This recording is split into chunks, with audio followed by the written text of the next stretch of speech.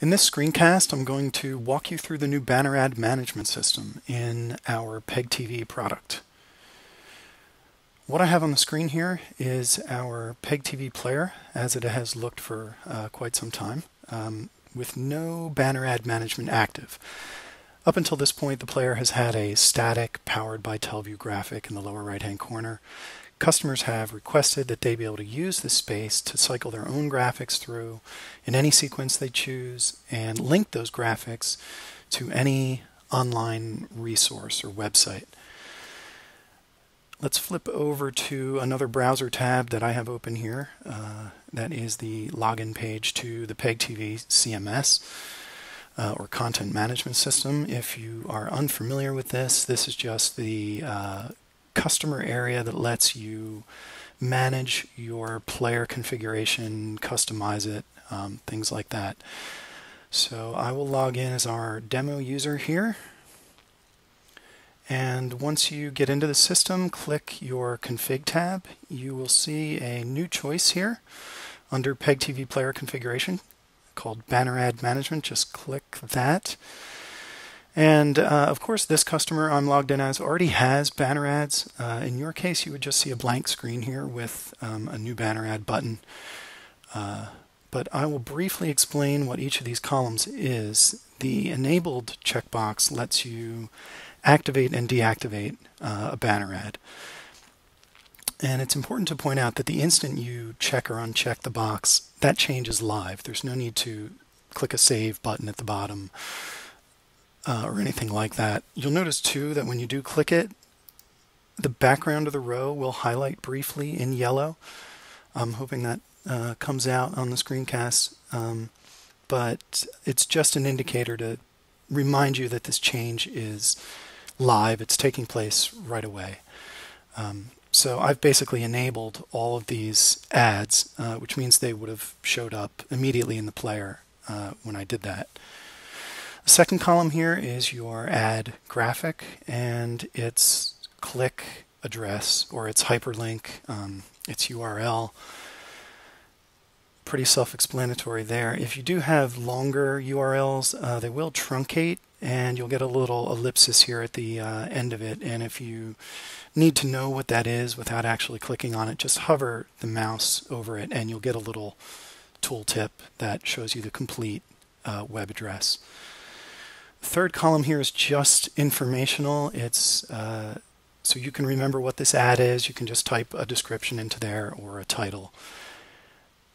Duration, of course, is how long you want the ad to display on the screen before it cycles to the next ad. The final column here is functions that we can perform on this ad. This icon takes you into the edit screen, and this one is just a delete function. So we'll go into edit now. So just click the edit icon. We get a web form here and a preview of our banner. I'll get more into this when we create a new banner ad, but I'll just, so you can see a change actually taking place here, I'll change duration to 3 seconds and click save, and you can see that change took place. Creating a new banner ad, just click the new banner ad button. We get a form here that looks very familiar to the edit form. We have a standard web upload control here. If you are unfamiliar with what that is, it allows you to choose the graphic on your computer or network that you wish to upload to the ad system. There's a couple bullets under here that explain, for one, explain what's going to happen when we upload the image, as well as some constraints that the image file must conform to, its format and things like that. But I'll talk about the first bullet here. It reads, image will be resized and cropped to 302 by 58 pixels. Now that's saying two things to us. For one, it's indicating what the final dimensions of the ad are going to be. Secondly, it's saying that regardless of what size your original ad is, it's going to be resized and cropped to fit this exact size, regardless of what its original size is. So just a little helpful tip there. If you want your ad to look its best, then create it at this exact size. Whenever raster images are resized, they lose quality. This isn't so bad or noticeable when resizing down from a larger size, but when graphics are resized up from a smaller to a larger size, quality always suffers. So a little rule of thumb there is to try to design your ads at the exact dimensions indicated here, 302 by 58.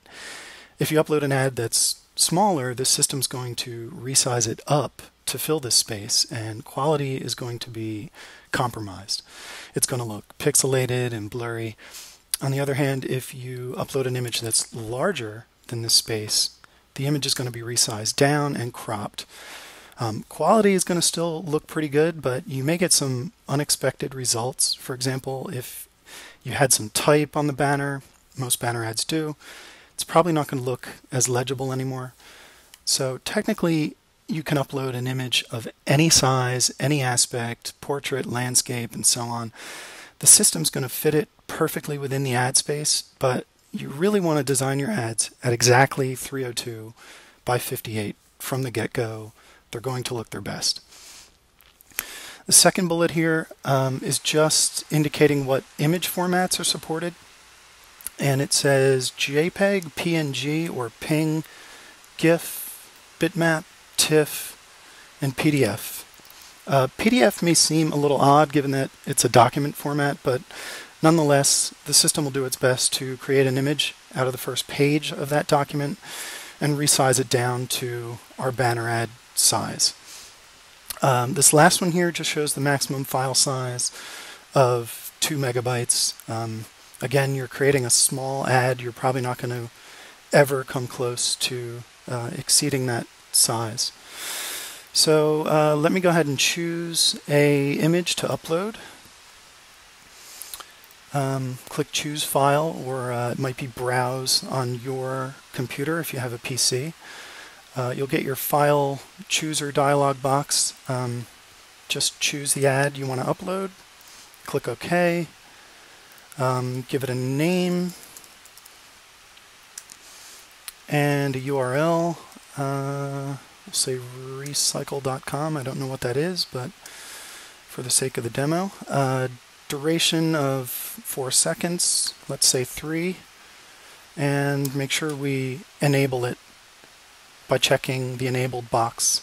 Click Save and scroll down here and you'll see it at the bottom. There it is. The next thing I want to get into is playback order. These ads, when they play in the player, will play in the order you see on this page, top to bottom. So this ad here is going to play first, sequence through everything till it gets to this one, and then it's going to repeat. So if I want to change that order, it's simply a matter of dragging and dropping. So if I take this third ad here and I want to move it to the top, I just drag literally any part of its row up to the top. You'll see the other ads shuffle out of the way and just let the mouse go, and that change is live. In case you missed it, I'll drag the second one here down a couple of spots to here, and that change is live. Again, you don't need to click a save button. It takes place right away. Deleting an ad, I'll show you how to do that. I'll delete this ad we just created. It's simply a matter of clicking the trash can icon. We get a confirmation box, just click OK, and that ad is now gone from the system. Now, if we flip over to the actual player so we can see these rotating, click on the other tab I already had open here and click refresh. And now you can see the ads rotating through.